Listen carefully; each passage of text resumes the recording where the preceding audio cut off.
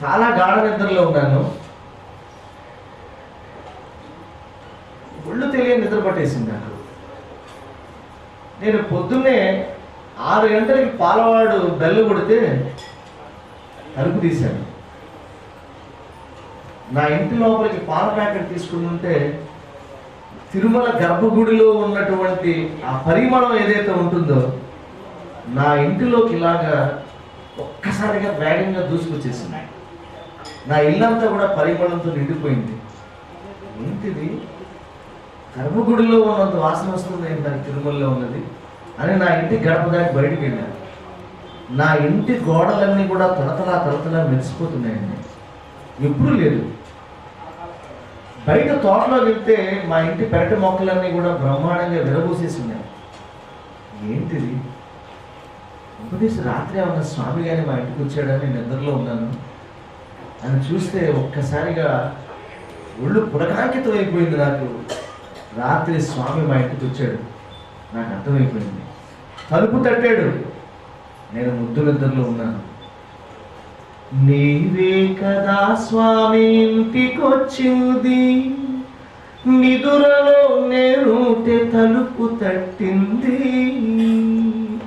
నీవే కదా స్వామి ఇంటికొచ్చింది, నిదురలో నేనుంటే తలుపు తట్టింది. పసిడి అందెల రవణి చెవుల పడకుండా, కాలి ముద్రలు కూడా కనుల పడకుండా, నీవే కదా స్వామి ఇంటికొచ్చింది, నిదురలో నేనుంటే తలుపు తట్టింది. ఏంటి మాయ, తలుపు తట్టాడా? నేను లేవలేదా? ఉచ్ఛ్వాస నిశ్వాస పవనాలు వీచి వింత పరిమళమింత కురిసినట్టుంది. నీమేమి నిగనిగలు నగల ధగధగలు గోడలకు రంగులుగా అద్దినట్టుంది. నీ మోవిపై మెరయు నగవు వన్నెలలు, నీ మోవిపై మెరయు నగవు వన్నెలలు మా ఇంటి అరుగుపై అరచినట్టుంది. నీవే కదా స్వామి ఇంటికొచ్చింది, నిదురలో నేనుంటే తలుపు తట్టింది. ఏమయ్యా, కళ్ళల్లో నీ కోసం నేను కాయలు కాసుకుని ఉంటే, నేను ఇంత కష్టపడి ఇల్లు కొనుక్కుంటే నాకు కనిపించవా? నా ఇంట్లో చెప్పుకి మా ఇంట్లో ఉప్పుకి కనిపిస్తావా? ఏం ధర్మయ్య స్వామి, ఇంటి ముందర మల్లె నిన్ను చూసిందేమో, తన పూల కళ్ళలో దాచినట్టుంది. పెరటిలోని జాజి కబు పిలిచినావేమో, తను వెన్న పులకించి విరబూసినట్టుంది. మౌన ముద్రలు దాల్చి మాయోటి చెట్లన్నీ, మౌన ముద్రలు దాల్చి మాయోటి చెట్లన్నీ నీకోసమే తపస్సు చేసినట్టుంది. నీవే కదా స్వామి ఇంటికొచ్చింది, నిదురలో నేనుంటే తలుపు తట్టింది.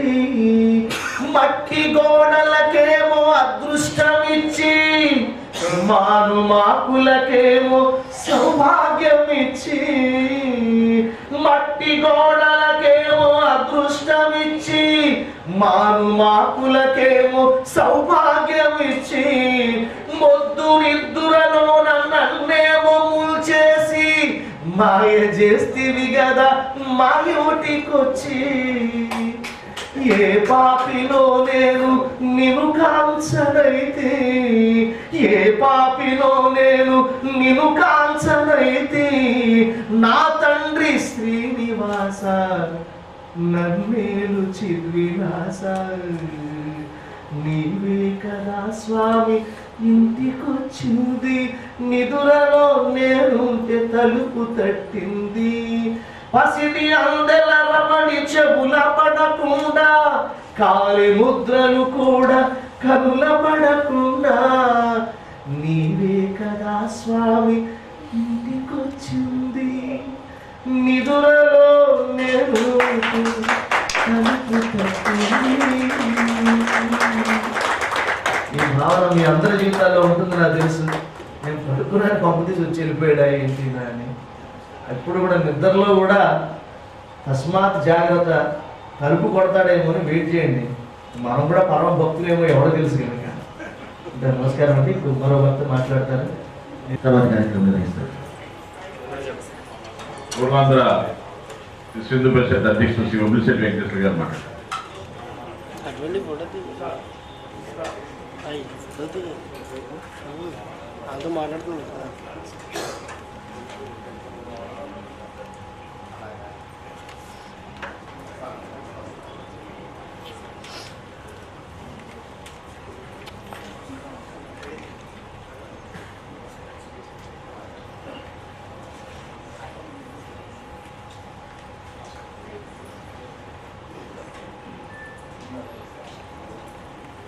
రామాయ రామభద్రాయ రామచంద్రాయ వేదసే రఘునాథాయ నాథాయ సీతాయ పతియ నమః. ఒక పవిత్రమైనటువంటి ఒక సువర్ణ అక్షరాలతోటి లిఖించబడినటువంటి రోజుగా నేను భావిస్తాను. ఎందుకంటే భగవంతుని దృష్టిలో అన్ని రోజులు కూడా చాలా పవిత్రమైనవే అయినప్పటికీ కూడా కొన్నిటికి విశేషమైనటువంటి ప్రాధాన్యత సంతరించి ఉంటుంది. ఈ రోజున పవిత్రమైనటువంటి ఉత్తరాయణ పుణ్యకాలంలో హిందూ సమాజంలో ఒక చైతన్యము, ఒక ఆలోచన, జరుగుతున్నటువంటి నష్టం పట్ల ఒక ఆవేదన తోటి కూర్చుని అందరూ కలిసి ఒక ఆలోచన చేసి మన సంస్కృతిని, మన సనాతన ధర్మాన్ని ఏ రకంగా రక్షించుకోవాలనేటువంటి ఒక ఆలోచన రావటం అనేటువంటి ఒక గొప్ప విషయంగా నేను భావిస్తాను. ఎందుకంటే భారతదేశంలో హిందువుల సంఖ్య అత్యధికం.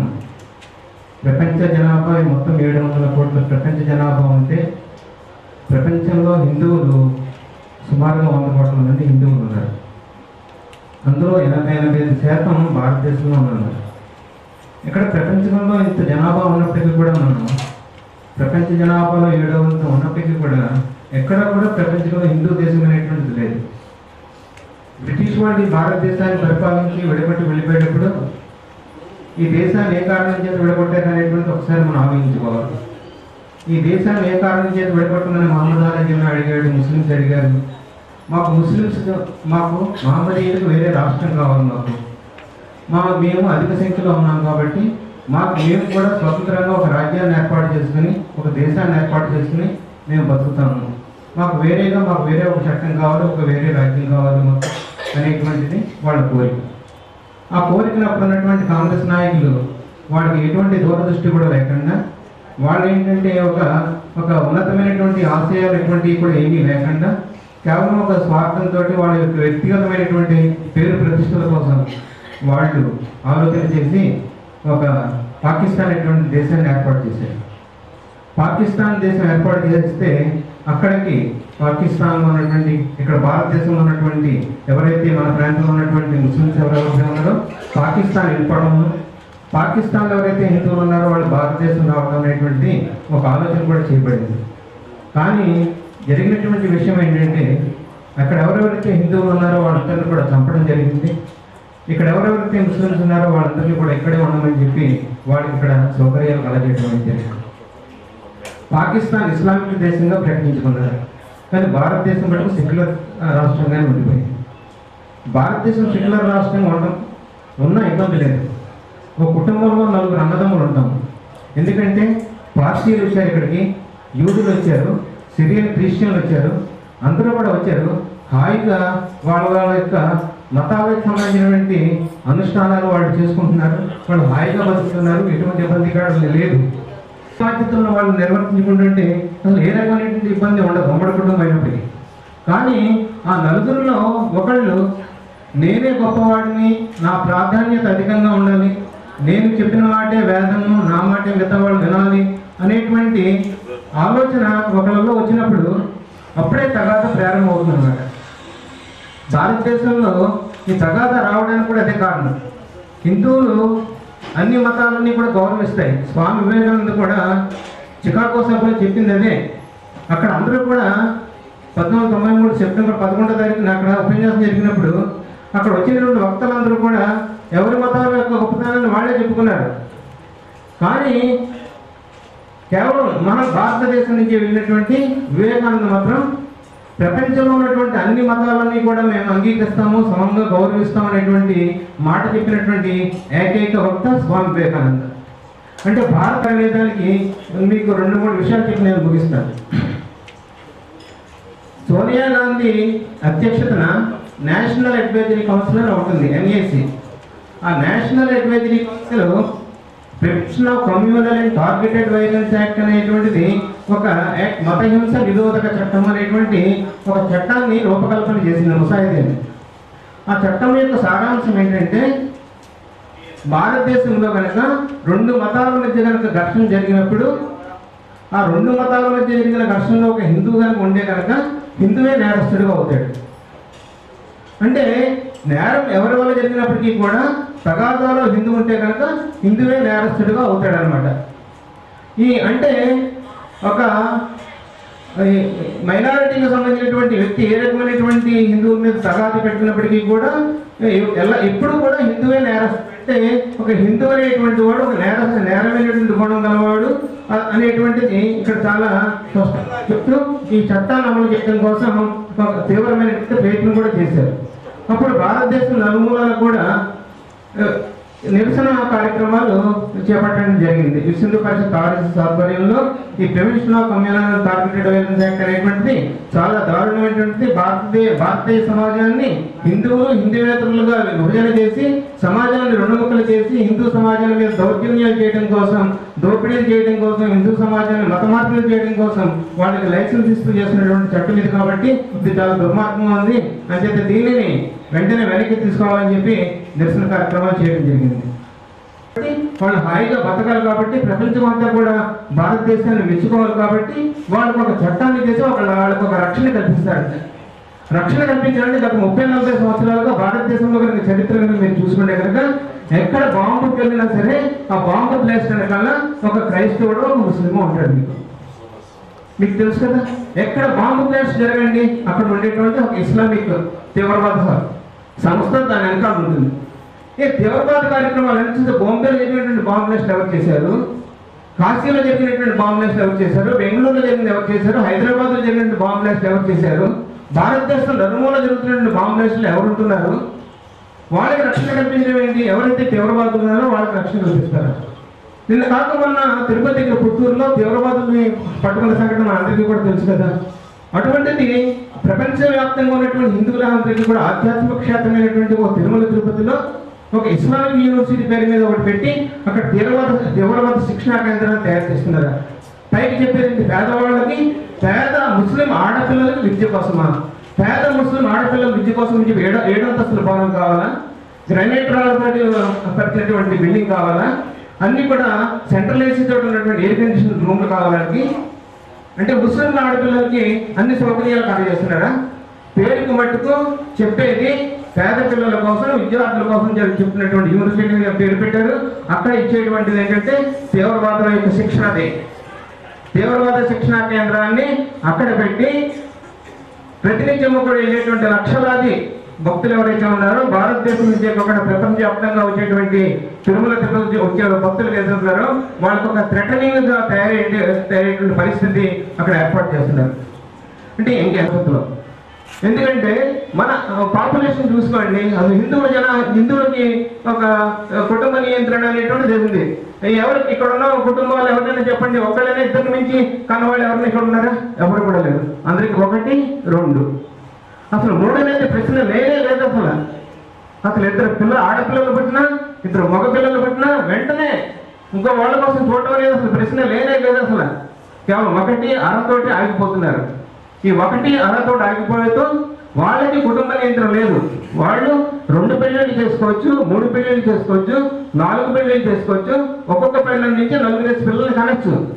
వాళ్ళు ఒక్కొక్కళ్ళు 20 మంది ఉండొచ్చు వాళ్ళు. కానీ మనం 1 అర వాళ్ళకి సౌకర్యాలు కలుగజేస్తూ వాళ్ళని నెత్తిని పెట్టుకుని ఊరేగుతూ వాళ్ళు అన్యాయాలు అక్రమాలు చేస్తూ ఉంటే వాళ్ళకి రక్షణ కల్పిస్తారంటారేంటి? రక్షణ కంటూ ఈ రోజున భారతదేశంలో రక్షణ కావాల్సింది హిందువులకండి.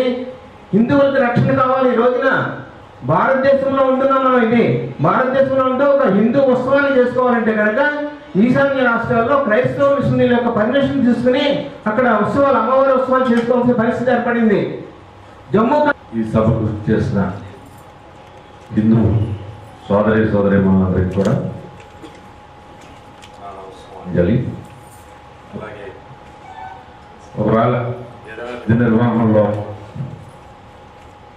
హిందూవేతర వ్యక్తులు కూడా శతకోటి ఏంటంటే ఇక్కడ మాకు హిందుత్వంతో పాటు అన్య మతస్థులను కూడా వారికి కూడా సంస్థానం అనేది ఈ భారతీయ సాంప్రదాయంలో భాగం కాబట్టి వారిని కూడా సౌగౌరవంగానే ఆహ్వానిస్తున్నాం. ముఖ్యంగా ఈవేళ మన నిర్వాహకులు ముఖ్యంగా ప్రకాశ్ రామారావు నుండి గజల్ శ్రీనివాసరావు నుండి ఇలాంటి కార్యక్రమం ఏర్పాటు చేయడం అనేది ఇది తొలిడుగా మరి మన వెస్ట్ గోదావరి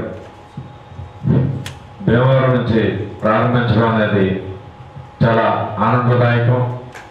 మరి ఇలాంటి అడుగులు శతకోటి పడి మరి నిర్వాహకులు ఏదైతే కాన్సెప్ట్ తోటి యొక్క కార్యక్రమాన్ని ఇక్కడ ప్రారంభించారో అది అజరామరంగా విశేషంగా శీఘ్రగతిని ఒక గజల్ శ్రీనివాస్ గారు మాబడి కార్యక్రమంలో దానికి స్పందించి 400 స్కూల్స్ ఏ రకంగా అయితే డెవలప్ అయినాయో ఇవి ఈ దేవాలయాల్లో ఈ పిలుపు కూడా సుమారు లక్షలాది దేవాలయాలు మరి పరిశుభ్రంగా ఉండాలని, అది రెనోవేట్ చేయాలని, అక్కడ ఏదైతే దాతలు ఆశయాలు కానీ లేదా భక్తుల మనోభావాలకు అనుగుణంగా ఇవి నడవట్లేదని భావిస్తున్నారో అవన్నీ కూడా పరిపూర్ణంగా అక్కడ సక్రంగా సాగడానికి ఈ వేదిక తొలిగా వచ్చినందుకు నేను చాలా గర్విస్తున్నాను, సంతోషిస్తున్నాను. మరి సహకారంతో కూడా ఇవి మరి ఎదురు తీసుకురావడానికి ఉంటుంది. అలాగే ముఖ్యంగా నేను ఇక్కడ మా దేవాదాయ ధర్మాదాయ శాఖ అసిస్టెంట్ కమిషనర్ సత్యనారాయణ గారు రావాల్సింది. దీనికి వారి తరఫున నన్ను అటెండ్ అవ్వాల్సిందిగా వారు చెప్పడంతో ఈ శాఖ తరఫున చేయడం కాబట్టి కొన్ని సూచనలు చేస్తున్నాను. ఎందుకంటే వారు చెప్పిన దాంట్లో ఈవేళ అర్చకులు అందరూ కూడా హ్యాపీయెస్ట్ పొజిషన్లో ఉన్నారని నేను అనుకోవట్లేదు. అలాగే దుర్భద్రారోగ్యం కూడా అనుభవిస్తూ సేవలు చేసేవాళ్ళు కూడా చాలా మంది ఉన్నారు. కానీ వారి మాటలే ప్రామాణికంగా దయచేసి ఇలాంటి మీటింగ్లో రిఫ్లెక్ట్ అవ్వద్దు. ఇచ్చేదంటే దేవాదాయ ధర్మాదాయ శాఖలో ₹1,00,000 జీతం తీసుకునే అర్చక స్వాములు కూడా ఉన్నారు. అలాగే ₹500 తీసుకున్న వాళ్ళు ఉన్నారు. 500 అంటే వాళ్ళు పూర్తిగా ₹500 తీసుకునే అర్చకులు ఎప్పుడు కూడా 24 గంటలు డ్యూటీ చేయలేరు. ఇచ్చేదంటే ఆర్థికంగానే వాళ్ళకుంటే వాళ్ళకి కుటుంబ పోషణ కూడా మన హిందూ ధర్మంలో భగవంతుని సేవ చేయడం ఎలాంటిదో కుటుంబాన్ని కూడా చూసుకోవడం కూడా అదొక ధర్మం. ఆ ధర్మాన్ని కూడా విసర్జించకూడదు కాబట్టి వారు బయట మ్యారేజ్లు కానీ ఇవి కానీ వీటికి కానీ వెళ్తూ ఉంటారు. వాళ్ళు ఏదో వృత్తి కోసం చూసుకుంటూ ఉంటారు. మరి ముఖ్యంగా పాలింగ్లో వచ్చేటప్పటికి ఆ జీతం 500 అన్నారు అర్చక స్వాములకి. అది కరెక్ట్ కాదు. ₹8,000 అర్చక స్వామి వారి జీతం ₹3,000 పడతారంగా ఇవ్వడం జరుగుతుంది. అలాగే చిత్తూరు ఇంద్రయ్య మెమోరియల్ కాలేజీ తరఫున అక్కడ మరి సత్యాపురంలో ఉన్న శివాలయం అది. ఆ శివాలయం భూమి కూడా అన్యాక్రాంతమని, అలాగే దండి మార్చ్ దాని గురించి కూడా మీరు వేయటం, ట్రిబ్యునల్లో వేయటం అన్నీ కూడా తెలుసు. అర్చకుల యొక్క సంక్షేమమే. అర్చకులు ఆరోగ్యంగా ఉంటే వేదాన్ని ధారణ చేస్తారు. పుస్తకాల్లో ఉండేది వేదంతో పాటుగా అర్చకత్వము ఇవన్నీ బతకాలి. అన్ని వేదాలు బతకాలంటే వాళ్ళు ధారణ చేస్తే కానీ బతకవు. అది వాళ్ళ ధారణ చేసి మన చేత కొన్ని విజ్ఞాన యాగాలు చేయించుకోవడానికి మాత్రమే బతుకుతుంది. వాళ్ళు ఆరోగ్యంగా బలంగా లేనప్పుడు ఆ వ్యవస్థ ఎట్లా బతుకుతుంది? రాజీవ్ ఆరోగ్యశ్రీ వీళ్ళకి ఎందుకు ఇంప్లిమెంట్ చేయకూడదు? వాళ్ళకి పెన్షనబుల్ జాబ్గా ఎందుకు? అందరూ ఏమైనా అవరోధాలు ఉన్నాయా? అవి మాకు చెప్పండి, మేము పోరాడతాం గవర్నమెంట్ ద్వారా. దయచేసి వాళ్ళని బలోపేతం చేద్దాం. అర్చక వ్యవస్థను బలోపేతం చేయకపోతే దేవాలయ వ్యవస్థ సంపూర్ణంగా దెబ్బతింటుందని నా మాట. వారు అడిగిన అంటే యాక్చువల్గా అచ్చుక మరి బంధుప్రీతి ఆయనలో కనిపిస్తుంది. ఆయన వాళ్ళ యొక్క ఆత్మ బంధువు అని కూడా అనవచ్చు మనం ఇక్కడ ఈ సందర్భంలో. వారిని కోరిక మరి ఈయన వారెవరు అడగకుండానే స్వచ్ఛందంగా మనకి ఈ ప్రశ్న వేశారు. ముఖ్యంగా దీనికి ఖచ్చితంగా గవర్నమెంట్ అర్చకులందరినీ కూడా అందులో తీసుకురావాలి. అయినప్పటికీ కూడా సీతారామాచార్యులు గారు ధనాది సేవా సమితి కాంగ్రెస్ అధ్యక్షుడు ఆయన. అలాగే ఆయన పూర్వం సుప్రీంకోర్టులోనే ఒక వాయిద్యం వేసి దాని ద్వారా టీటీడీ నుంచి 30 కోట్లు, ఇతర దేవాలయాల నుంచి 3% కాంట్రిబ్యూషన్ వసూలు చేసి 67 కోట్ల రూపాయలతోటి ఆ ఫండ్ని ఏర్పాటు చేసి అందులోంచి ఈ అర్చక అండ్ అదర్ వెల్ఫేర్కి సంక్షేమం నిమిత్తం కొన్ని రీహాబిలిటేషన్స్ ఇవ్వడం జరిగింది. అందులో అర్చక స్వాములకి ఈవేళ 1,75,000 రూపాయలు గరిష్టంగాను, ఆ తర్వాత స్పెషల్ కేసులు గాను ఈ ఆరోగ్య విషయంలో ఈవేళకే కూడా జీతం 12,500 రూపాయల లోపు ఉన్న వారందరికీ కూడా ఏ హాస్పిటల్లో చేసుకున్నప్పటికీ కూడా వారందరికీ కూడా బిల్లులు చెల్లించడం జరుగుతుంది దేవాదాయ ధర్మాదాయ శాఖ నుంచి. కానీ 500, 600 లేకపోతే భూములు ఉండి ఆ భూములు సస్యశ్యామంగా లేకపోక భగవంతుడి సన్నిధిలో భగవంతుడా మాకు ఈ అర్చక స్వామి యొక్క జన్మను ఎందుకు ప్రసాదించాము, ఏ జన్మలో మేము పాపం చేసుకున్నామని కూడా కొన్ని అర్చక ఫ్యామిలీస్ బాధపడుతున్న సందర్భాలు ఇవాళకి ఉన్నాయి. ఇవన్నీ పెడతారండి. ఎంతో మంది కళాకారులు ధర్మాన్ని ప్రచారం చేసేటువంటి కళాకారులు ఎంతమంది ఉన్నారు కదా, వాళ్ళని మీరు ఎంకరేజ్ చేయకుండా మీరు ఏ నిబంధనలతోటి మీరు సినిమా ఆర్కెస్ట్రా వాళ్ళని లేకపోతే పిచ్చి డ్యాన్స్ చేసే వాళ్ళని డ్యాన్స్ బేబీ డ్యాన్స్ని ఏ బేస్ మీద మీరు వాళ్ళకి అవకాశాలు ఇస్తున్నారు, అది అలా ఇవ్వచ్చు అని ఉందా? నాకు కొంచెం క్లారిటీ ఇవ్వచ్చు. మేము అంటే ఇక్కడ చిన్న ఆయన స్టేట్ మొత్తం మీద అడిగిన ప్రశ్న ఇది గానే భావిస్తూ ముందు రిప్లై ఇస్తున్నాను. అంటే మా ఊళ్ళో ఉత్సవాలకు సంబంధించింది అయితే మాత్రం ఇది కాదు. ఎంచేతంటే అక్కడ దేవీ నవరాత్రులలో దసరా పండుగ దేవాదాయ ధర్మాదాయ శాఖ సమక్షంలో జరుగుతుంది. అందులో కూడా కూచిపూడి ఈ యొక్క అందులో ఏవైతే ఉన్నాయో లేదంటే ఒక ఘంటసాల భక్తి విభావం అని కానీ సాంప్రదాయంగా ఉండే ఈ కళలతో ఉండే ప్రోగ్రాంలు అక్కడ ఏర్పాటు చేస్తామండి. రెండోది ఏంటంటే ఇది ఒక 50 సంవత్సరాల నుంచి ఒక ఆదివారం బజార్లో అమ్మవారు ఉన్నప్పుడు చుట్టూ కాయగూర ప్రసంగాలు వీళ్ళందరూ వ్యాపారాలు చేసుకుని ఉన్నప్పుడు అమ్మవారు మహారౌద్రంగా ఘోరాలతోటి గ్రామదేవతగా ఉన్న స్వరూపంలో మరి రజకులు అక్కడ ఆసాదులుగా ఉండి అమ్మవారు సేవ చేసుకుని ప్రతి పౌర్ణానికి ఒక రోజు మాత్రమే గుడి తలుపులు తెరిచి తర్వాత రోజుల్లో గుడి తలుపులు తీయకుండా బయట నుంచే అట్టుబడులు ఇచ్చేసి పంపించే సందర్భంలో వచ్చి ఇక్కడ మనం వ్యాపారం చేసుకుంటున్నాం, ఇక్కడ మనం ఏదో చేయాలన్న సంకల్పంతో ఆ ఉత్సవాలు స్టార్ట్ చేయడం జరిగిందండి. ఆ ఉత్సవాల ప్రారంభంలోనే కొన్ని ఆవిడ వరకు తీసుకోలేదు. 15 సంవత్సరాల నుంచి దేవాదాయ శాఖ ఒక 5 లక్షలు 6 లక్షలు అలా ఇచ్చుకుంటూ ఈవేళ 22 లక్షల రూపాయలు కంట్రిబ్యూషన్ ఓన్లీ ఎలక్ట్రికల్ పెండాల్స్ నిమిత్తం మేము ఇస్తున్నాం అండి. మిగతాదంతా కూడా ఉత్సవ కమిటీ అని చెప్పేసి మీలాంటి పెద్దలందరూ ఇచ్చే విరాళాలతోటి ఒక పౌరాణిక నాటకాలు వాళ్ళు ఖచ్చితంగా చేస్తాం.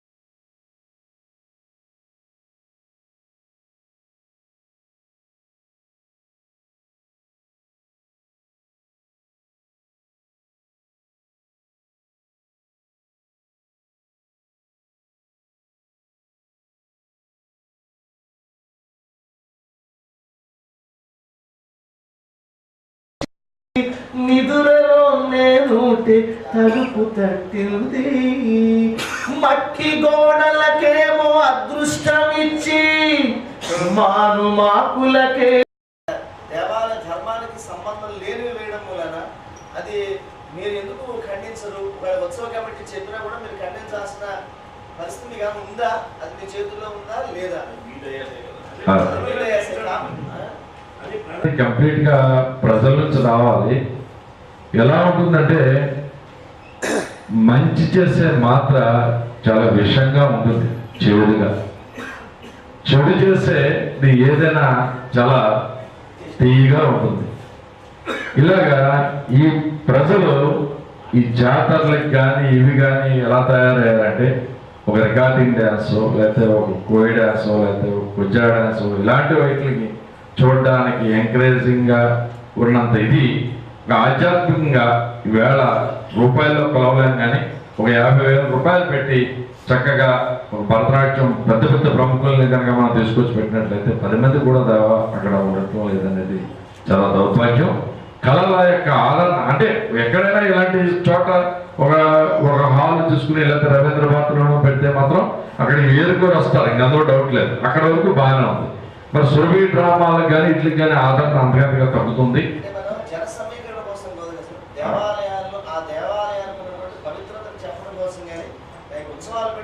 మీరు ఎవరు మీకు ఇస్తారా?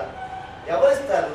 అది మాకు ప్రజలకు మీరు తెలియజేస్తారా? ఎప్పుడన్నా మీరు ప్రెస్ మీట్ పెడతారా? మా దేవాలయానికి ఫిట్నెస్ గోపురం ఇది, ఈ వర్క్స్ జరగాలని మీరు ఎవరి ఇయర్ మీరు ప్రెస్ మీట్ పెట్టి మీరు ఎవరినన్నా వదాన్యుల్ని దాతలు మీరు ఎప్పుడన్నా అడుగుతారా? అలా అడగచ్చని మీకు రూల్స్ ఉన్నాయా అంటే నేను తెలుసుకోవడం కోసం అడుగుతున్నా. పరిప్రశ్న సేవయా అన్నారు, తెలుసుకోవడం కోసం మాత్రం అడుగుతున్నప్పుడు మీకేం తెలిసిన అడగట్లేదు సార్. ఫిట్నెస్ గోపురం ఫిట్నెస్ కానీ స్ట్రక్చర్ ఫిట్నెస్ కానీ సార్ సార్ పెద్దలు వెంకటేశ్వర గారు మన ఫిట్నెస్ సర్టిఫికెట్ మీరు మా ప్రజలకు, దేవాలయం ప్రజలకి, పాలకొల్లు ప్రజలకి లేదా ఇంకో ప్రజలకి మీరు చెప్పాల్సిన ఆవశ్యకత ఉందా? లేదా మీరు ఏమన్నా చీఫ్ సెక్రటరీకి, కమిషనరేట్కి మీరు పంపిస్తారా? దాని రూల్స్ ఏంటి మాకు చెప్పండి సార్. యాక్చువల్గా ఇంజనీరింగ్ వింగ్ కూడా మాకు అయిందో మనం టెక్నికల్ పర్సన్స్గా ఎక్స్పర్ట్ కానప్పటికీ కూడా దాని లైఫ్ అంతా చెప్పలేకపోయినప్పటికీ కానీ బేడ్ల వాడడం కానీ ఇలాంటివి ఏదైనా ప్రికాషనరీ మెజర్స్ తీసుకోవడం నిమిత్తం ముందుగా ఏదైనా బేట్లు కానీ ఇలాంటి ఏదైనా డ్యామేజ్ జరిగితే దాని నిమిత్తం మేము అది దేవాలయాలు ఏబిసి అని క్లారిఫికేషన్ వైజ్ ఉన్నాయండి. అది మేజర్ టెంపుల్స్ ఒక 21 టెంపుల్స్ వరకు కూడా గవర్నమెంట్ కంట్రోల్లో ఉంటుంది. టీటీడీ అటానమస్ ఇవన్నీ కూడా పెద్దలందరికీ తెలిసినప్పటికీ కూడా ఈ యొక్క దీనికి అనుబంధంగా ఉంది కాబట్టి చెప్పుకోవాల్సి వస్తుంది. తర్వాత 50 లక్షలు దాటినన్నీ కూడా కమిషనర్ కంట్రోల్లో ఉంటాయి. ఈ లోపలన్నీ కూడా రీజనల్ ల్యాండ్ కమిషనర్ ఆర్టీసీ పరిధిలో ఉంటాయి. 10 లక్షలు దాటినన్నీ కూడా డిప్టీ కమిషనర్, 5 లక్షల లోపు ఉన్నాయని కూడా అసిస్టెంట్ కమిషనర్ పరిధిలో ఇక్కడ జిల్లా యూనిట్గా తీసుకోవడం జరుగుతుంది. వారి యొక్క కన్సెంట్లో ఏసీ దగ్గర ఏఈ, డీసీ దగ్గర డిఈ, అలాగే ఈ 6 జిల్లాలకి ఈఈ, ఎస్సీసీ హైదరాబాద్లోనే ఉంటారు. వీరు ఇలా తీసుకుంటూ ఉంటారు. ముఖ్యంగా ఎప్పుడైతే కాళహస్తిలో మరి ఎప్పుడో పూర్వం శివాజీ గారు కట్టించిన ఆ యొక్క రాజగోపురం ఎప్పుడైతే పడిపోయిందో అప్పుడే ఎక్స్పర్ట్స్ కమిటీ అనేది స్టేట్లో ఎలక్ట్ అవ్వడం, గవర్నమెంట్ కాన్స్టిట్యూట్ చేయడం, మరి ఇవన్నీ కూడా ఇంక్లూడింగ్ మన సోమేశ్వర స్వామి, భీమేశ్వర స్వామి, క్షీరారామలింగేశ్వర స్వామి ఇవన్నీ కూడా తీసుకుని వీటి యొక్క లైఫ్ సర్టిఫికేట్ కూడా వాళ్ళందరూ కూడా ఐఐటి కర్నూలు నుంచి కూడా వచ్చి ఈ రిపోర్ట్ ఇవ్వడం జరిగింది. అయితే ఇవి నిత్యం ప్రతి సంవత్సరం ఇచ్చేంత ఈ ఇంజనీరింగ్ వ్యవస్థ ఈ డిపార్ట్మెంట్ ఇంకా అందుబాటులో రాలేదు. ఉన్న వాళ్ళతో ఏదైతే ఉందో మేము అక్కడ ఉన్న దాని ప్రకారం మాకున్న నాలెడ్జ్లో మేము చేయటం, పురుగుని చేయటం జరుగుతుంది. అది ఎప్పుడైనా వాళ్ళు వచ్చినప్పుడు అప్పుడప్పుడు అక్కడ లోకల్గా ప్రెస్ మీట్ పెట్టి తెలియజేయడం తప్ప వైడ్గా మాత్రం ప్రతి సంవత్సరం ఈ టార్గెట్ పెట్టుకుని ఇలాగిన్ని దేవాలయాలు ఇదని కానీ చెప్పడం అనేది జరగట్లేదు. కానీ ఎక్కడికక్కడ ఇన్స్పెక్షన్స్ అయ్యి జరుగుతున్నాయి. అది అంటే లక్షలాది టెంపుల్లో మాకుండే వర్క్ లోడ్ను దృష్టిలో పెట్టుకుని పూర్తి స్థాయిలో మాత్రం మేము విజిట్ చేయలేకపోతున్నాం. Every year fitness report temple ఆఫీస్కి చేయించాలనే ఒక సూచన మేము చేయొచ్చు అంటారా? తప్పనిసరిగా చేయొచ్చు. అయితే దాంతో పాటుగా ఇంకొక మెయిన్ సూచన ఏంటంటే, మేము ఎంత చెప్పినా వాళ్ళు చెప్పట్లేదు. ఎలాగంటే మా డిపార్ట్మెంట్ని నాన్ ప్లానింగ్లో కాకుండా ప్లానింగ్లో తీసుకొచ్చి శాలరీస్ ఈ టెంపుల్ నుంచి కాకుండా డైరెక్ట్గా గవర్నమెంటే కనుక ఇచ్చినట్లయితే ఇవన్నీ కూడా నిత్యదీపద నైవేద్యం కానీ లేదా అన్నదానం కానీ పెట్టడానికి ఆస్కారం ఉంటుంది. కాబట్టి మా నుంచి కూడా మీకు అప్పీల్ చేసేది ఏంటంటే, ఇంజనీరింగ్ స్టాఫ్ ఇంకొంత పెంచుకుని ఇవన్నీ కూడా గవర్నమెంట్ సర్వీస్ వాళ్ళు చేసేలా ఉంటే ప్రతి సంవత్సరం కూడా ఇది అవకాశం ఉంటుంది. కాబట్టి దానితో పాటు కూడా ఈ డిమాండ్ కూడా మీ ద్వారా కొంచెం సీఎం గారికి పంపించడానికి మేము కోరుకుంటున్నాం. అసలు తిరుమల తిరుపతి దేవస్థానానికి మన పోలీస్ వ్యవస్థ సరిపోతుందా?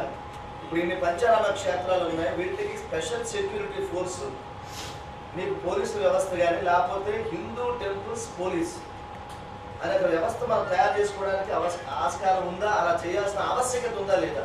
ఇప్పుడు ఉన్నటువంటి ఇందాక పెద్దవారు చెప్పినట్టుగా మనకి దాడులు జరిగేటువంటి అవకాశం ఉంది కాబట్టి, కొన్ని వ్యతిరేక శక్తులు రోజులకి ప్రబలంగా పెరుగుతున్నాయి కాబట్టి టోటల్గా ఇప్పుడు హైవే పెట్రోలింగ్ పోలీస్ ఎలా ఉన్నారో టెంపుల్స్ పెట్రోలింగ్ పోలీస్ కూడా ఉండాల్సిన ఆవశ్యకత ఉందంటారా లేదంటారా? అటువంటి వ్యవస్థని మీరు ఎందుకు సూచన చేయకూడదు? అయ్యా మా ఉద్యోగాలు చేసుకోవడానికి మేము బిజీగా ఉన్నాము, మేము టోటల్గా 24 అవర్స్ దీని స్ట్రక్చర్ కాపలాగా అయ్యాము, కాబట్టి దయవుంచి ఇప్పుడు ఉన్నటువంటి పోలీసులు పెట్రోలింగ్ మీద అవ్వదు. కాబట్టి ప్రతి టెంపుల్కి కూడా ముఖ్యంగా పంచారామ క్షేత్రాల లాంటి టెంపుల్స్కి అలాగే గుప్త నిధుల కోసం తవ్వేస్తున్నారు. కాబట్టి Andhra Pradesh Hindu temples patrolling special patrolling వ్యవస్థ, పెట్రోలింగ్ పోలీస్ వ్యవస్థని ప్రత్యేకంగా ఒక విభాగం తీసుకుని దానికి అనుబంధంగా టెంపుల్స్ హిందూ డిపార్ట్మెంట్ చెప్పు చేతుల్లోనే వాళ్ళని ఉంచి అటువంటి వ్యవస్థ మేము సూచన చేయొచ్చా చేయకూడదు? తప్పనిసరిగా చేయించండి. గవర్నమెంట్ కూడా 100% అవసరం ఉంది.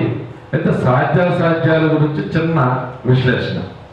ఎలా అంటే తిరుపతి ఉంది, అక్కడ ఇక ఆయన మరి కలియుగ శ్రీనివాసుడు, ఆయనకి వడ్డీ కట్టడమే తప్ప భక్తులు ఎవరు కూడా అసలు ఎప్పుడు జమ లేదు. కాబట్టి ఆ కుబేరుడికి అనంతంగా అలాగా ఆయన కట్టవలసింది. కాబట్టి మనం స్వామివారికి నిధులు అలా మనం ఉండిలో వేయడం కానీ విరాళాలు ఇవ్వడం రూపాయలు కోట్లాది రూపాయలు బడ్జెట్గా ఉన్న సంస్థది.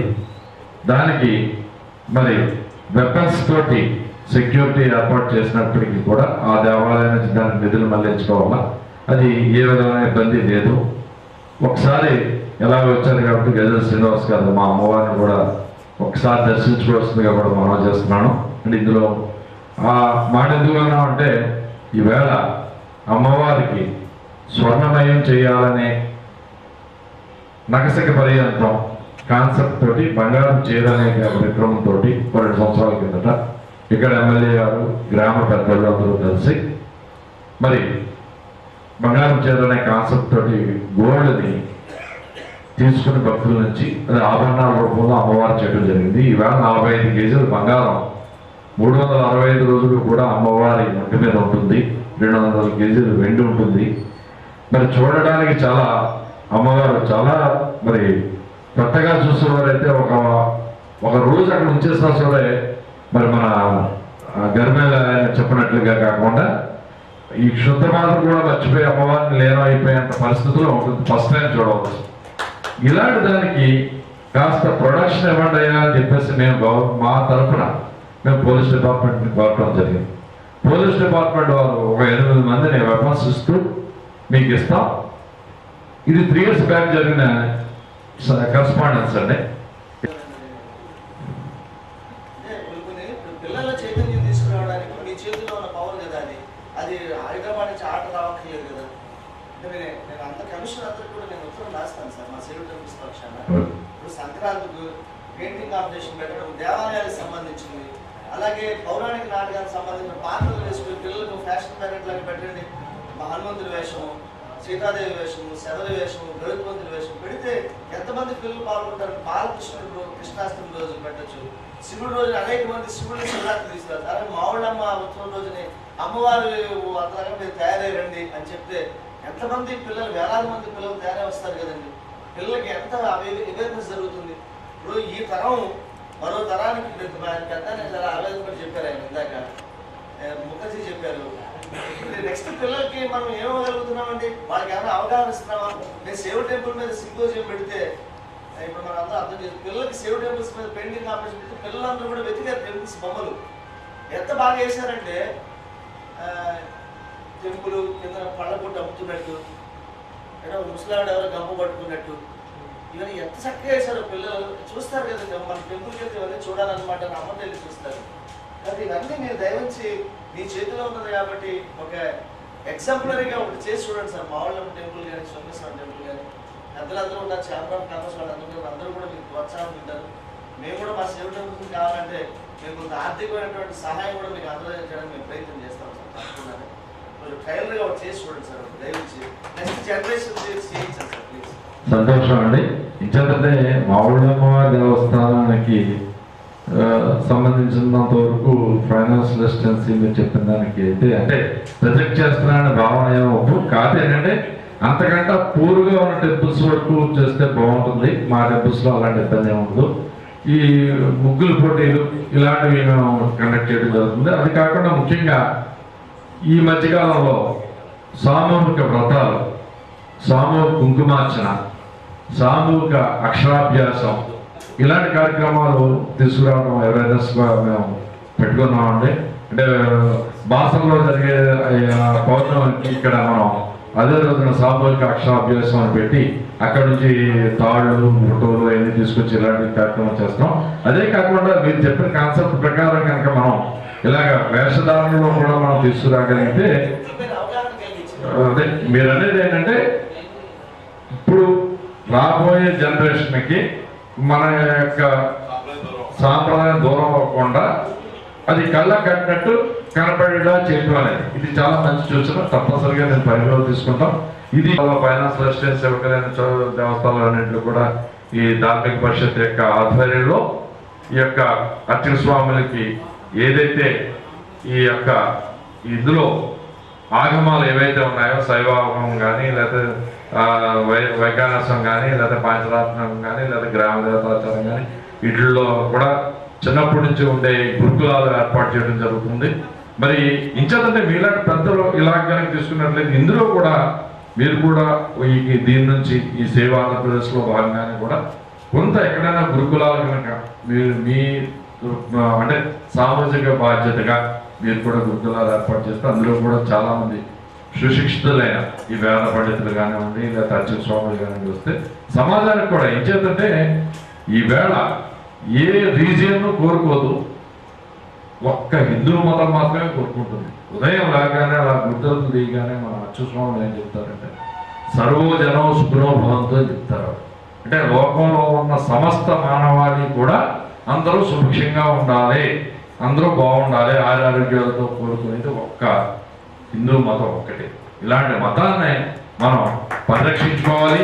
దానికి ముందుకు వచ్చిన మరి ఈ ప్రకాశ్రావు గారు కానివ్వండి, శ్రీనివాసరావు గారు కానివ్వండి, ఈ ఇందులో ఉన్న సభ్యులందరికీ కూడా గత విశ్వ హిందూ పరిషత్తు ఇలాగ ఏదైతే ఉన్నాయో ఈ రీజన్ సంబంధించినంత వరకు అంతా కూడా మరి ఖచ్చితంగా మనం ఉంటుంది.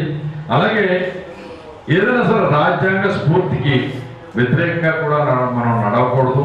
ఎలా అంటే ఖచ్చితంగా మన I think అంటే everybody to get the impression all the temples are getting it, probably not even 1% of them are getting అండి. ఎందుకంటే నా స్టాటిస్టిక్స్ అన్లెస్ మీ దగ్గర ఏమైనా స్టాటిస్టిక్స్ ఉంటే దట్ ఈస్ ఫైన్, మీరు చెప్పవచ్చు. అది పథకం మొదలు పెడతారు కదండి, 5-6 years నుంచి ఏది పథకం పట్టినా not even 1% will benefit out of అండి. 1% కూడా కాదు. మీకు ఏమైనా స్టాటిస్టిక్స్ ఉంటే చెప్పండి, ఎన్ని దేవాలయాలకి ధూపదీప నైవేద్యం ఇప్పుడు ఇస్తున్నారు అనేది. అదొకటి అండి.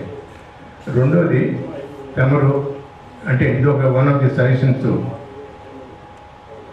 చిన్నపిల్లలు ఉన్నారు కదండి 5 years నుంచి ఇప్పుడు మీరు అక్షరాభ్యాసం చేసామంటున్నారు కదా, కొంత లోకల్గా అందరినీ ఇన్వాల్వ్ చేసి సండే స్కూల్ అనేది మీరు మొదలు పెట్టాలండి. అన్ని టెంపుల్స్ అంటే అన్నిటికీ కాదు, let us say maybe 100 temples in Andhra Pradesh Sunday school పెట్టి చిల్డ్రన్ 5 నుంచి ఇప్పుడు ఇయర్స్లో మాకు ఇప్పుడు పెద్ద టెంపుల్స్లో కనీసం 500 students ఎవ్రీడే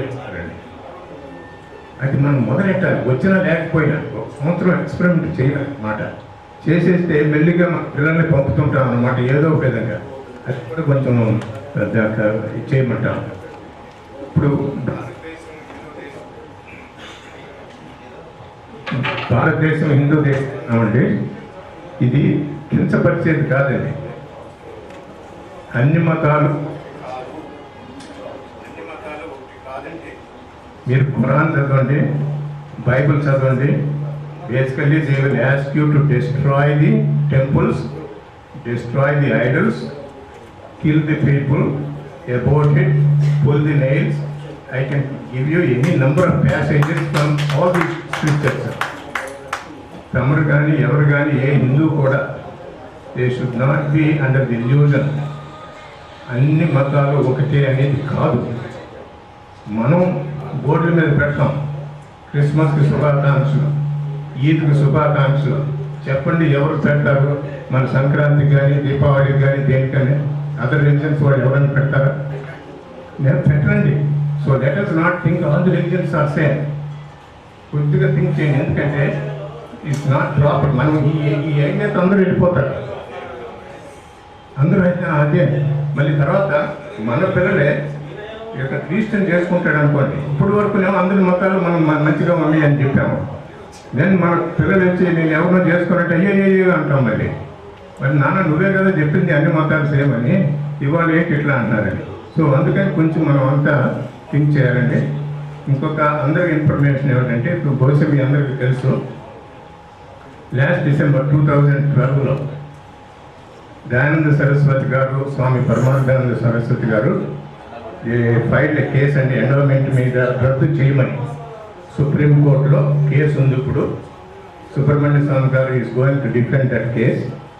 అది కనుక సక్సెస్ఫుల్ అయితే, so hopefully we will take out from the government and then use it, because 60-70% of the money is used for other things. Nothing is coming for renovation. మన భక్తులు గవర్నమెంట్ డబ్బులతో తీసేసుకుంటుందండి. ఎంతో salaries. ఇప్పుడు తిరుపతిలో యూనియనైజేషన్ ఉందండి. నేను కృష్ణారావు గారితో మాట్లాడాను, సుబ్రహ్మణ్యం గారితో మాట్లాడాను. వచ్చిన మంత్లో ఎగ్జిక్యూటివ్ ఆఫీసర్ దగ్గరికి యూనియన్ వాళ్ళు వెళ్ళి దే విల్ డిమాండ్ అనమాట, నాకు ఇది కావాలి, ఇది కావాలి, ఇది కావాలి. ఇవ్వకపోతే స్ట్రైక్ అంటారు. ఎంత జరుగుతాయంటే ఎండోమెంట్ డిపార్ట్మెంట్లో ఇట్ ఈస్ అన్బిలీవబుల్. రామచంద్ర గారికి ఇవన్నీ మాట్లాడితే మొన్న వెళ్ళినప్పుడు మాట్లాడితే అన్నారు అనమాట, ఇది వినండి. వాడు అన్నారట ఆయన మీటింగ్తో, మేము కూడా దేవుడి పిల్లలమే కదండి, మేము తినకపోతే ఇంకెవరు తింటారండి దేవుడి సొమ్ము అన్నారట. ఇప్పుడు అది పరిస్థితి అండి ఎండోమెంట్ అండి. అంటే అందరూ కాదండి, కొంతమంది నీతిపరులు ఉన్నారు, మాకు తెలిసిన వాళ్ళు చాలామంది ఉన్నారు. ఇప్పుడు అంటే ఆ మైండ్ సెట్ ఎలా ఉందంటే, నేను దేవుడికి పిల్లండి, నేను తింటాను, మీరేం చేస్తారు? ఆ పరిస్థితులు ఉంది. దానికి ఒకటి మాత్రం తోపుదేపు నైవేద్యాలు మాత్రం జస్ట్ కొంచెం మీ స్టాటిస్టిక్స్ ఉంటే చెప్పండి. 50 సంవత్సరాలు పైబడి ఉండాలి దేవాలయం కన్స్ట్రక్షన్ అయింది.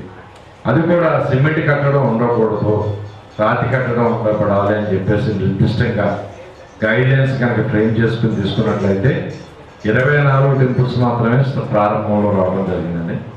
తదుపరి దాన్ని 5 సంవత్సరాలకి, దాన్ని 10 సంవత్సరాలకి ఇలా తీసుకొచ్చి ధ్వజస్తంభం ఉన్నా లేకపోయినా రాజకీయ ఒత్తిడి మేరకు ఇంకోటో రికమెండ్ చేసి ఇవాళ సుమారుగా 2700 టెంపుల్స్ వరకు కూడా స్టేట్లో ఇవి తీసుకోవడం జరిగింది.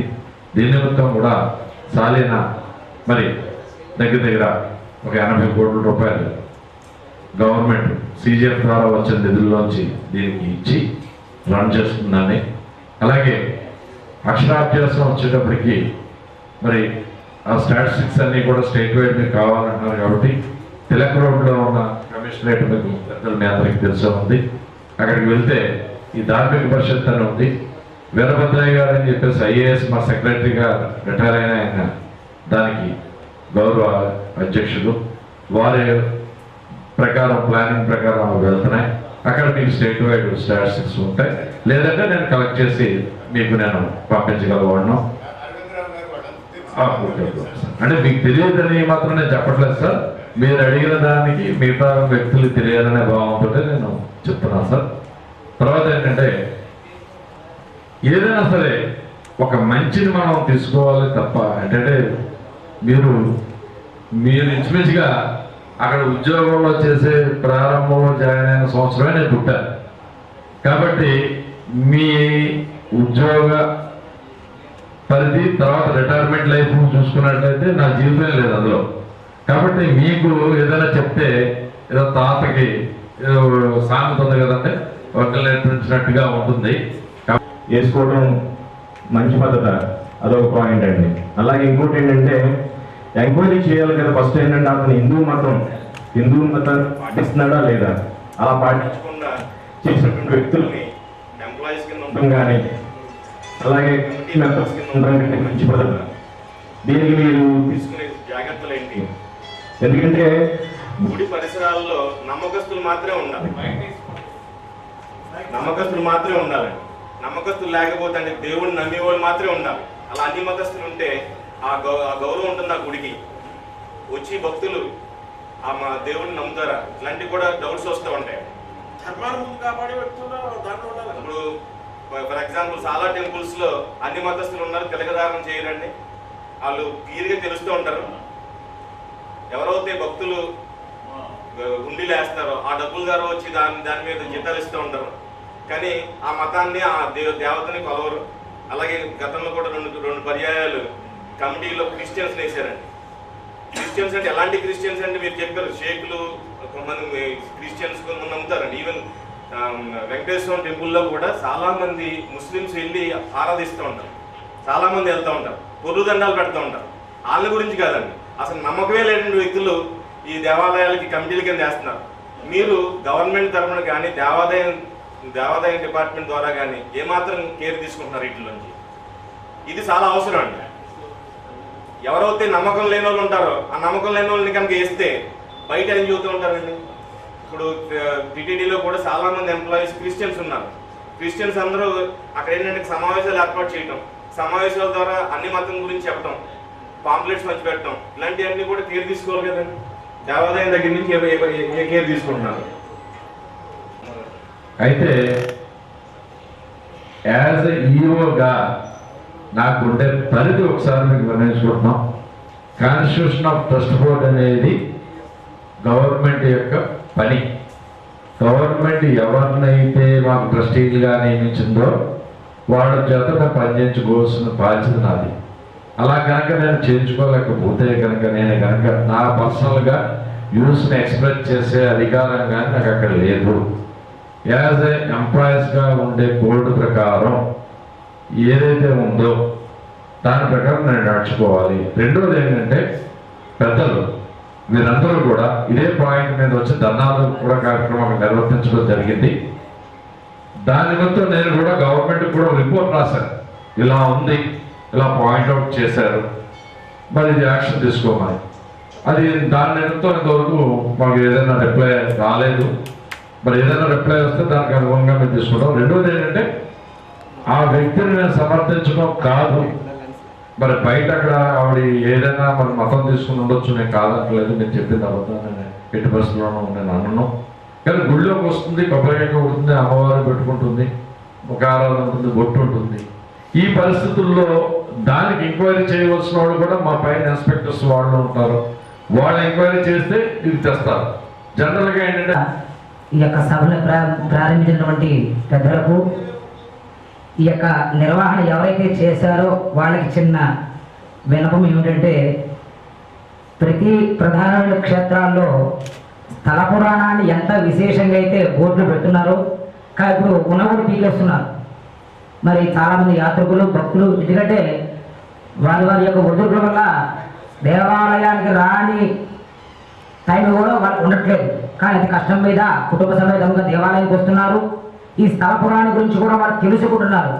దాని ప్రక్కనే మన హిందూ మతం గురించి పిల్లలకి అర్థమయ్యే రీతిలో ఒక 10-15 వాక్యాలు హిందూ మతంలో ఇలా ఉండాలి, మన గుడిని ఇలా బతికించుకోవాలి కాబట్టి, అంటే ఇంత పెద్ద పెద్ద స్టోరీలు పెడితే వాళ్ళకి అర్థం కాబట్టి, అలాగే ఈ యొక్క హిందూ మతాన్ని ప్రచారంగా ప్రధాన క్షేత్రాలు కాకుండా చిన్న చిన్న వీధిలో ఉన్న గుళ్ళు కూడా ఇటువంటి కాస్త బోర్డులు ఏర్పాటు చేస్తే వాళ్ళకి హిందూ మతం గురించి చాలా అర్థమవుతుందని చెప్పేసి నేను వినియోగించుకుంటున్నాను అయ్యా. చాలా సంతోషం. ఇక్కడ ఈ మీటింగ్ అరేంజ్ చేశారు. వారికి ఈ యొక్క సభకి వచ్చిన వివిధ సంస్థల అధ్యక్షురాలకి, మేధావులకి, వారందరికీ నా హృదయపూర్వక నమస్కారం. ఈరోజు ఈ కార్యక్రమం జరుగుతున్నట్టు నాకు చాలా ఆనందంగా ఉంది. ఎందువల్లంటే నాకు ఫోన్ వచ్చే టైంకి నేను పొరుగులో ఉన్నాను. ఈ దేవాలయాలు సాంప్రదాయాల గురించి ఏం చేయాలి, ఏంటి సాంప్రదాయాలు ఎలా పాటించాలి అనే దానికి ఆయన శ్రీనివాస్ అని ఆయన చెప్పాడు. అది ఈ గజల శ్రీనివాస్ గారు, సాయి గారు కూడా, రంగసాయి గారు కూడా తిరిగి ఆయన మీరు చైర్మన్ కదా రండి ఒకసారి అని అంటే నేను అక్కడ పన్ను తీసి పరిగెత్తుకుని వచ్చానండి. చాలా స్పీడ్గా వచ్చాను. ఏంటంటే నా ఆవేదన కూడా తెలియపరచాలి. నన్ను తప్పవచ్చు, ఒప్పవచ్చు. పెద్దల వల్ల ప్రజల్లో పెడితేనే ఇది నా కోరిక తీరుతారని నాకు ఆవేదన. నేను రెండోసారి నేను అడగకుండగానే, మొదటిసారి అడగలేదు, రెండోసారి అడగకుండా నాకు పంచారామ క్షేత్రమైన శివాలయానికి చైర్మన్ ఇచ్చారు. రెండోసారి ఇచ్చారంటే నాకు చాలా బాధ్యతగా ఉంది. దేనికి, సాంప్రదాయానికి, ధర్మానికి నాకు బాధ్యత ఉంది. కాబట్టి మా దేవస్థానంలో జరుగుతున్న ఇది చెడ్డ అనుకోవటం మీరు, ఆ దేవాలయంలో ధర్మం పాటించాలని మంచి ఉద్దేశంతో మీతో చెప్తున్నాం. ఆ దేవాలయం 1600 సంవత్సరాలు అయింది. దేవతలు కట్టారు, చంద్రుడు ప్రతిష్ఠ చేశారు శివలింగం. అది కాక ఆ శివలింగం నెత్తి మీద అన్నపూర్ణదేవి ఉంది, అది ఎక్కడా లేదు. కాబట్టి అమావాస్యకి నల్లగా ఉంటుంది, పౌర్ణమికి తెల్లగా ఉంటుంది. అటువంటి లింగం ఈ దేశంలో ఎక్కడా లేదు, భారతదేశంలో. ఆయనలో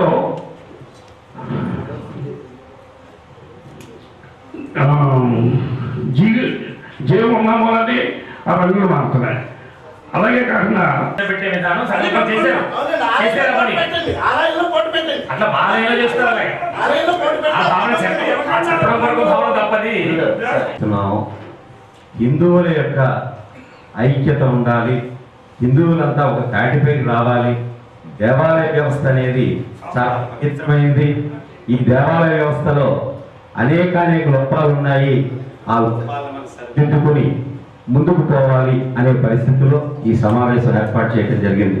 ఇది వ్యక్తిగతంగానో, కించపరిచే వ్యవస్థగానో, లేదా ఒకరిని గొప్పగా పొగట్టంతోనో ఈ వ్యవస్థ ఈ సమావేశం యొక్క ఉద్దేశం కాదు. కూడా ఒక తాటిపైకి రావాలి, అది ఫస్ట్. సెకండ్, అర్చకుడికి బెనిఫిట్స్ అనేవి కొన్ని ఉన్నాయని కమిషనర్ గారు చెప్పారు. తండ్రి, తల్లి, కొడుకులు, ఒక 4-5 పిల్లలు, 2 పిల్లలు, 3 పిల్లలు వాళ్ళు ఉంటారు. చిన్న దేవాలయాల్లో టైమింగ్స్ ఉండవు. కార్తీక మాసం 3 గంటలు లేచి గుళ్ళోకి వెళ్తే వాడు మధ్యాహ్నం 1 గంటకో 11 గంటకో భోజనానికో టిఫిన్కో కాఫీకో రావాలి. ఉద్యమంగా తయారైంది కాబట్టి గజల్ శ్రీనివాస్ గారి ద్వారా చిన్న సూచన కావచ్చు, అభిప్రాయం. అర్చకుల గురించి చాలా విశేషంగా చెప్పారు. అంటే వైదిక విషయం నేను మాట్లాడతాను. ఇందాకనే రాజుగారు చెప్పారు వైదిక విషయం అంటే ఆలయం అనగానే ముందు ఇక్కడ ఉన్నటువంటి మా యువ గారు కానీ లేక మీరు పెద్దలు కానీ అందరూ కూడా మీరు ప్రదక్షించేటువంటి ప్రధానత మీరు చెప్పారు, చాలా విశేషం. కానీ అత్యవసరమైన విషయం ఒకటి ఏంటంటే ఆలయంలో వైదిక విభాగం అర్చకుల ద్వారా. అయితే ఇవాళ ప్రభుత్వం, శ్రీనివాస్ గారు వినాలి, ప్రభుత్వం ఇవాళ మిగతా కావలసినటువంటి జనానికందరికీ అనేక పాఠశాలలు, వ్యవహారాలను చేస్తాం. కానీ వైదిక వ్యవస్థ దగ్గరికి వచ్చేటప్పటికి ఆలయం ఉంది, ఆలయంలో అర్చకుడు కావాలి, అర్చకుడు కోర్సు ఉంది. ఆ కోర్సు అధ్యయనం చేయడానికి కేంద్రాలు చాలా తక్కువగా ఉన్నాయి. నేను నా దృష్టికి వచ్చిన అభిప్రాయం చెప్తాను. ఈ మధ్య నేను ఎగ్జామ్గా వెళ్ళి 2 కోట్ల రూపాయల చెక్లు నాకు 5 ఎకరాలు చూపించండి, మేము కట్టించి మీకు ఇచ్చేస్తాం ఎన్విరాన్మెంట్ డిపార్ట్మెంట్కి, మీరే రన్ చేసుకోండి, నాకేమొద్దు, మా పేరు కూడా వద్దారని ఆయన. అటువంటి ఆఫర్ ఉన్నప్పుడు ఎన్విరాన్మెంట్ డిపార్ట్మెంట్ సరైన స్పందన. రామచంద్ర గారు థిక్కెస్ట్ ఫ్రెండ్, ఆయన ఫైల్స్ మూవ్ అవడం. పంచరామ క్షేత్రం ఒకటి ఇచ్చాము, అన్ని బల్క్గా అయ్యేటప్పటికి లేట్ అవుతుంది మొత్తం వ్యవహారం అంతా. ఇదంతా matching grant, save temples, adapted temple అనే ప్రోగ్రామ్ చేపట్టాం. ప్రవాసాంధ్రులు మేము 10 లక్షలు ఇస్తాం, గవర్నమెంట్ 20 లక్షలు ఇస్తుందా అని ఒక ప్రపోజల్ పెడితే ఎవరైతే ముగ్గురు ఎమ్మెల్యేలు ఏమంటే వాడేవాడో 1 కోటి రూపాయలు ఇస్తారంటే, మనకి కామన్ గుడ్ ఫండ్లో 140 కోట్లు ఉంటుంది, వాడేవాడో 1 కోటి రూపాయలు ఇస్తారంటే మీరు 1 కోటి రూపాయలు ఇస్తే మరి వాడేవాడు చిన్న టెంపుల్స్ అంటే అని దాన్ని ఆపించేశారు. అంటే తప్పకుండా ఇది ప్రక్షాళన చేసేస్తారండి. మన గురించి ప్రసక్తి లేదు అసలు. మొత్తం రంపం పెట్టి పోసేస్తారు మన చెత్త వ్యవస్థ అంతా కూడా. ఎంతోమంది సైనికులు ఉన్నారంటే ధర్మాన్ని ప్రేమించి వాళ్ళ చేతిలో ధర్మం వెళ్తేనే ఈ దేవాలయాలు బాగుపడతాయని. మీకు ఎక్కడన్నా సరే మీరు నది ఒడ్డున కనుక ఎన్నోనస్ ల్యాండ్ కనుక ఉంటే మాకు 5 ఎకరాలు కనుక ఎవరైనా ఇస్తే మేము 1 కోటి రూపాయలు పెట్టి వేద పాఠశాల కట్టి 1 కోటి రూపాయలు రిజర్వ్ ఫండ్ అక్కడ వేసేస్తాము. సో మీకు క్షమించండి నన్ను, ఎందుకంటే రకరకాల మాటలు వింటున్న ఈ సందర్భంలో కొన్ని మాటలు నిజంగానే మనసును గాయపరుస్తాయి. వ్యవస్థల మీద మాట్లాడటం అందువలన నోరు జారినందుకు తప్పనిసరిగా నన్ను క్షమించండి. నేను చాలా హృదయపూర్వకంగా అడుగుతున్నాను. ఎప్పుడు ఇట్లా నేను ప్రవర్తించిన వాడిని కాదు, ఎక్కడ నా సంగతి అందరికీ తెలుసు. కారణం ఏంటంటే ఏం లేదండి, ఆవేదన, విపరీతమైన ఆవేదన. ముందు వెనక తెలుసుకోకుండా మాట్లాడుతున్నారే అన్న ఆవేదన కూడా ఖచ్చితంగా. సరే, అది పక్కన పెడతాం. నేను దేవాలయాల్లో సాంస్కృతిక కార్యక్రమాల ఆవశ్యకత గురించి మాట్లాడదాం. కానీ ప్రశ్నలు అందరూ అడిగిన ప్రశ్నలు నేను ఎందులో రాసుకొచ్చినవని చెప్పేశాను. అయినప్పటికీ నేను చెప్తా. కారణం ఏంటంటే అసలు సంస్కృతికి మూలం దైవాయతనం అని చెప్పాను. మన సంస్కృతి ఎక్కడ రక్షింపబడుతుంది అంటే మన మనస్సులో తల్లి ఒడిలో రక్షింపబడుతుంది సంస్కృతి. ఎప్పుడు కూడా తల్లి ఒడే సంస్కృతికి నిజమైన బడి. అక్కడ నుంచి వచ్చినట్టయితే దేవాలయాలు ప్రపంచంలో ఎక్కడా లేని గొప్పతనం భారతీయ హైందవ దేవాలయాల్లో ఉంది. ఎందుకంటే సంస్కృతిని రక్షించింది వీళ్ళే. ఆ పునాదిపైనే జ్ఞాన మార్గం, వైరాగ్యం సౌధాలుగా నిర్మించి అత్యద్భుతము అద్వితీయమైన వ్యవస్థ మనది. ఈ పద్ధతిని విశ్లేషించుకుంటే సామాన్యుడే మన సంస్కృతికి పునాదిగా మన పెద్దలు గుర్తించిన సంగతి మనం అర్థం చేసుకోవచ్చు. అందుకే పూర్వం ఏ ఆలయానికి వెళ్ళినా ఆలయాల్లో తప్పనిసరిగా పురాణ ప్రవచనాలు, వివిధ కళారూపాలు, నృత్య గాన విశేషాలు విరివిగా కనబడేవి. ఒకవైపు ఆలయాల్లో పూజా పునస్కారాలు నిర్వహిస్తూనే ఈ కళారూపాలన్నింటినీ కూడా నిర్వహించేవారు. ఎందుకు నిర్వహించారండి? ఊరికనే కాదు, కళాకారులు బతికించడం కోసం కాదు. దయచేసి అధికారులు కూడా గమనించవలసిన అవసరం. అనాగరిక అంటే అధికారులు అంటే కేవలం మీరు ఒక్కలే కాదు, దాని మీద అధికారం చెలాయించే అన్ని వర్గాల వాళ్ళు, సమాజం అంతా కూడా. అధికారులు అనాగరిక మనస్తత్వంతో పవిత్రమైన దేవదాసి వ్యవస్థను అనాగరికంగాను అమానుషంగాను తయారు చేశారు. లక్ష్మణ దేవర నవ్వు, ఈ పేరు కోసం మీరు నేను వినుంటాను, ఎవరు వినుంటారు. ఈ సీతమ్మ జడ, లక్ష్మణ దేవర నవ్వు, ఇవన్నీ కూడా చదువుకున్న వాళ్ళు చెప్పారు కదండి. ఇలాంటి చదువుకునే వాళ్ళు చెప్పుకునేది కాదండి, మామూలు పామర్లు చెప్పుకునేవి. కానీ మొత్తం వేద శాస్త్రాల్లో ఉన్న అన్ని విషయాలు అందులో ఉండేవి. కురుక్షేత్ర యుద్ధం లాంటి విషయాలను ఎంతో లోతుగా తేట తెలుగులో కళాకారులు పామరులకు విడమర్చి చెప్పేవారు. అందుకనే పూర్వం సంప్రదాయం ప్రతి ఊళ్ళోనూ ప్రతి ఇంటికి వెళ్ళిందంటే కళాకారుడు కారణం. పిల్లల కోసం చక్కటి పొడుపు కథలతో, చమత్కారాలతో కూడిన చిట్టి పొట్టి బాలల గీతాలు, చిన్న చిన్న పద్యాలు చెప్పి వాటిని బాలల చేత వల్లెవేయించేవారు. వల్లె అంటే కూడా ఇప్పుడు చెప్పాల్సి వస్తుంది. ఇవాళ వాటి గురించి మర్చిపోయాం. ఎవరైనా చెప్తే ఇదేదో సినిమాలో అయితే ప్రోగ్రామ్ బాగుంటుందని ఏ డైరెక్టర్ గారు కనుక తీసుకున్నట్టయితే వాళ్ళు సినిమాల్లో చూపించుకోవడమే తప్ప మన జీవితంలో మనం మర్చిపోతున్నాం. అన్నీ కూడా ప్రతి ఉత్సవంలోనూ వేదిక ఏర్పాటు చేసి ఆ వేదికలపై ఉషాపరణీయం, భామాకలాపం, గౌరవ శుద్ధులు, శివలీలలు. సరే, వాళ్ళవి వీటిలో ఎన్ని ఉన్నాయో మీ ఇప్పుడు కార్యక్రమాలు జరుగుతున్నాయి కాబట్టి ఇట్లాంటి వాటిలో ఏమైనా ఉన్నాయో లేదో మీరు గమనించుకోండి. ఒకసారి దేవుడికి దండం పెట్టుకోమని చెబుతున్నామే తప్ప ప్రతి వారం తప్పనిసరిగా ఆలయ దర్శనం చేసుకోవాలి. మన సంస్కృతిని, మన సాంస్కృతిక కళలను నేర్చుకోవాలని, వాటిని మన జీవితంలో ఒక భాగంగా చేసుకోవాలని, వాటి ద్వారా మన సంస్కృతి విశిష్టతను తర్వాత తరాలకు అందించాలని పొరపాటును కూడా చెప్పం. ఈ మధ్య తిరుమల తిరుపతి దేవస్థానం ఆధ్వర్యంలో అన్నమాచార్య ప్రాజెక్టు, దాస సాహిత్య ప్రాజెక్టు, ధర్మ ప్రచార పరిషత్తు ఈ దిశగా పెద్ద ఎత్తున కార్యక్రమాలు నిర్వహిస్తున్నాయి.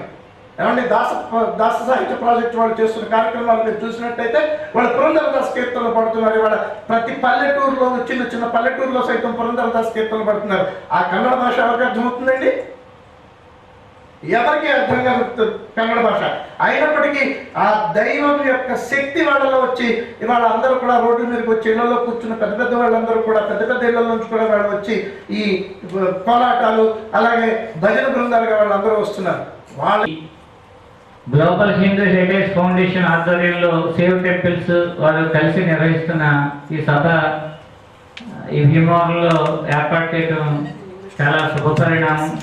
హైందవ సంస్కృతి మళ్ళీ పునరుద్ధరింపజేయడానికి భాగంగా ఇదొక అడుగు, ఒక మెట్టు అని భావిస్తున్నాను.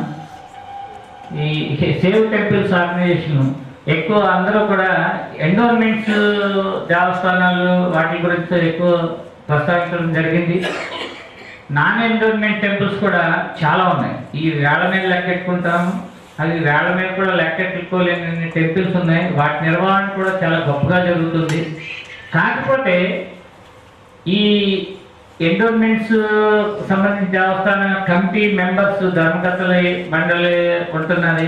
అలాగే నాన్ ఎండోర్మెంట్స్ టెంపుల్స్ కూడా ధర్మకర్తల మండలి ఉంటున్నాయి. వీళ్ళకి అంటే విషయం తెలియదు, చాలా విషయాలు తెలియదు. హిందూ ధర్మం గురించే తెలియదు. ఏదో ఏదో ఏదో డబ్బున్నవాడని ఏదో సేవలు బాగుందని చేస్తారు, వాటికి ఆ పదవి ఇస్తూ ఉంటారు, రాజకీయంగానే చేస్తారు. కానీ వాడికి తెలియదు చాలా విషయాలు. ఏదో భక్తి ఉండొచ్చు, లేదా పూజ చేసుకునే ఏదో ఉండొచ్చు, చదువుకుని ఉండొచ్చు, చదువుకుని ఉండకపోవచ్చు.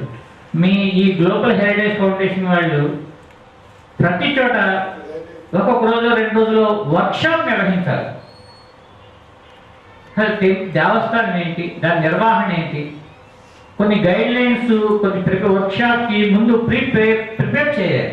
ఏమి వారం రోజులు, 10 రోజులు, 15 రోజులు అలాగే అత్యగత శిక్షణ ఉచితంగా వీళ్ళకి అక్కడ అకామిడేషన్ ఏర్పాటు చేసి తిరుమల దేవస్థానం తరఫుని సుమారు మన మొగల్తూరు మండలంలో 150 మంది, తీర ప్రాంతం మొత్తం మీద సుమారు 3000 మందికి ఈ అత్యగత శిక్షణ అనేది ఇప్పించడం జరిగింది ఉచితంగా.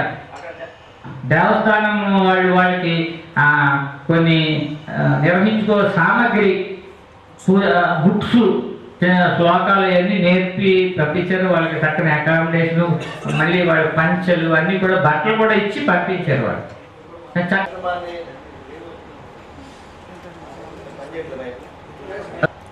జ్యోతి ప్రజ్వలనతో ఈ కార్యక్రమాన్ని ప్రారంభించి ఈ సదస్సుని ప్రారంభించినటువంటి పెద్దలందరికీ మనస్ఫూర్తిగా ధన్యవాదాలు.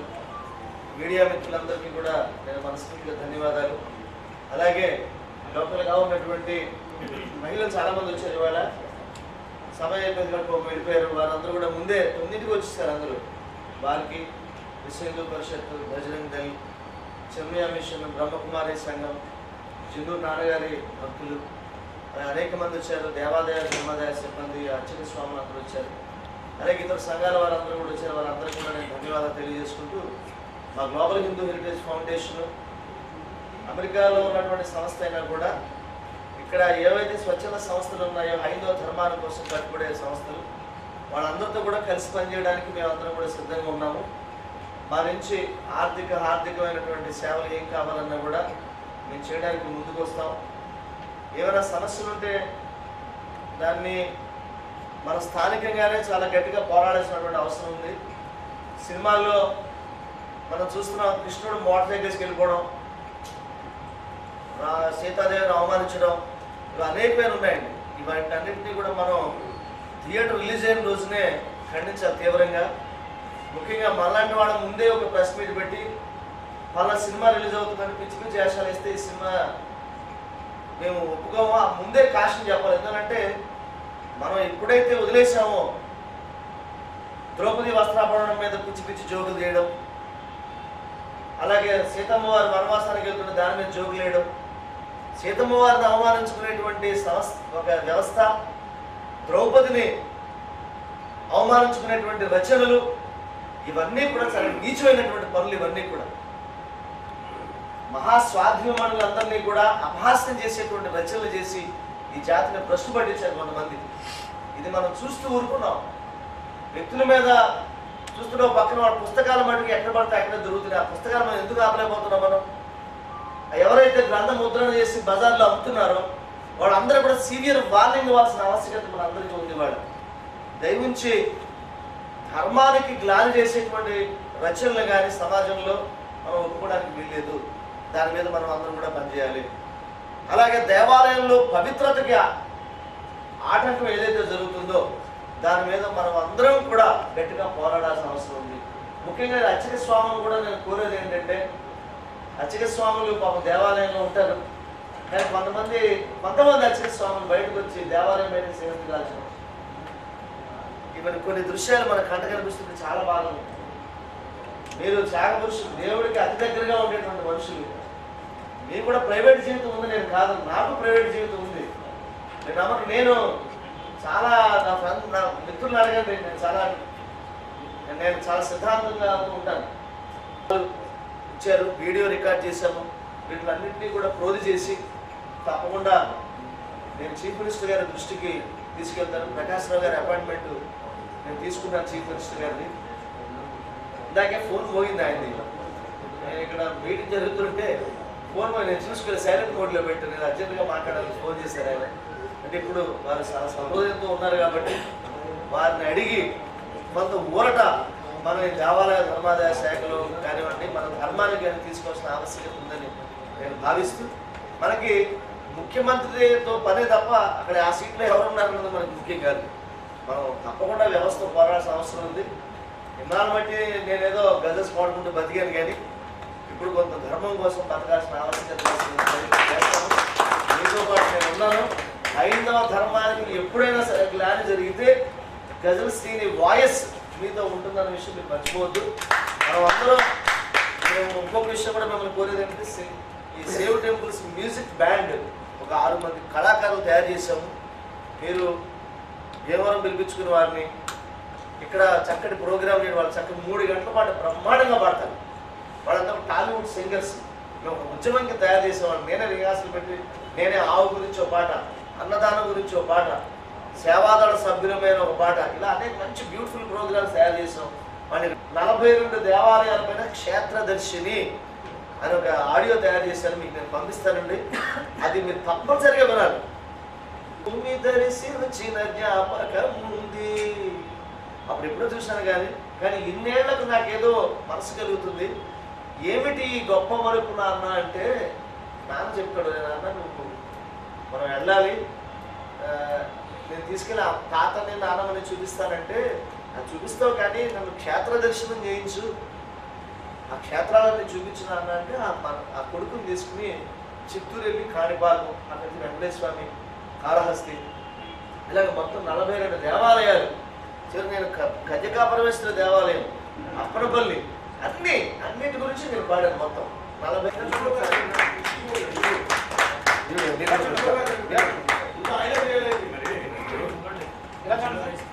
ఇవాళ మాట్లాడిన వాళ్ళందరికీ దేవాలయం సిటీ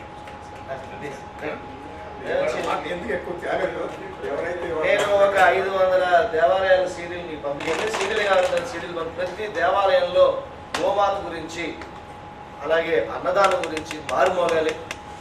మీ సోమేశ్వరం దేవాలయం, నేను అన్నవరం వెళ్తే మొన్న సేవిస్తే పిల్ల పాపల బ్రతుకులు చల్లగుంటవి, ఇల్లు వాకిలి సిరితో పచ్చగుంటవి, ఆవు కాళ్ళు 4 వేదాలు, ఆవు కళ్ళు 2 ఆ సూర్య చంద్రులు, పురుషార్థాలకు మూలం గోవు కదా, దురితాలకు దూరం ఆపు కదా, గోవు లేనిదే కృష్ణుని గానం లేదు, ఆవే కదా విశ్వానికి పాలిచ్చే తల్లి, ఆరోగ్యం పొందండి కావుకు కడవిల్లి. కొద్ది సైడ్ సార్.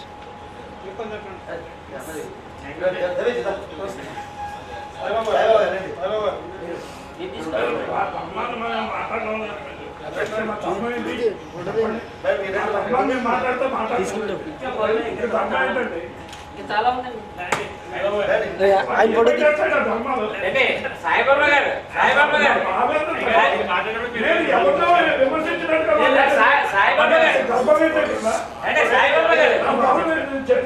మీరు వచ్చి కన్క్లూడ్ చేయండి. రండి, మీరు అదిగో బయట అదిగో. నేను అలా చేసేట్లుగా నా తండ్రి కన్క్లూడ్ చేసి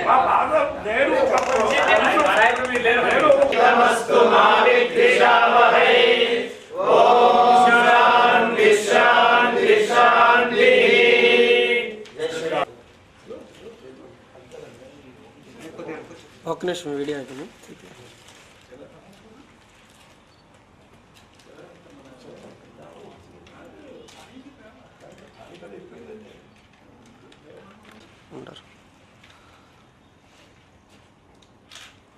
ఓకే, థ్యాంక్ యూ సార్.